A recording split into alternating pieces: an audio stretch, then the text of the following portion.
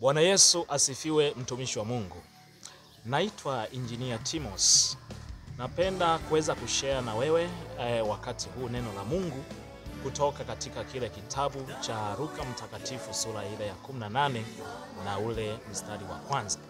Neno la Mungu linasema kwamba kawaambia, imewapasa kumuomba Mungu siku zote wala msikate tamaa.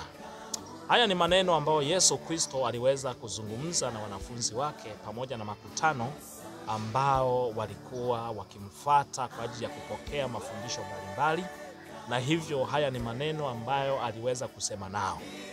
Inawezekana sasa katika maisha yao kulikuwa na kundi la watu ambao kwa namna moja ama nyingine walionekana kukata tamaa kutokana na maombi yao mbalimbali ambayo waliweza kuomba kwa Mungu na walikuwa bado hawajajibiwa.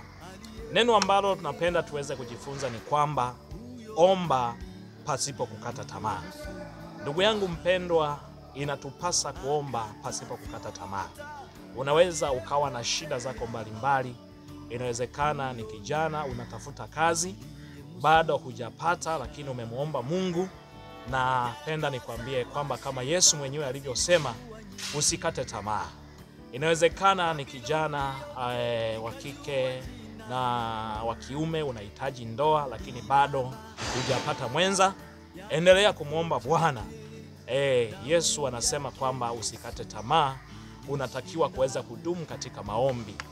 Inawezekana ni mama au baba hujapata mtoto na umeomba kwa miaka mingi, na wakati mwingine imefika hatua ya kuweza kukata tamaa, na hata watu mbalimbali na jamii inayokuzunguka imekusimanga vya kutosha, na hata ukawa katika hali ya huzuni nyingi pamoja na kukata tamaa.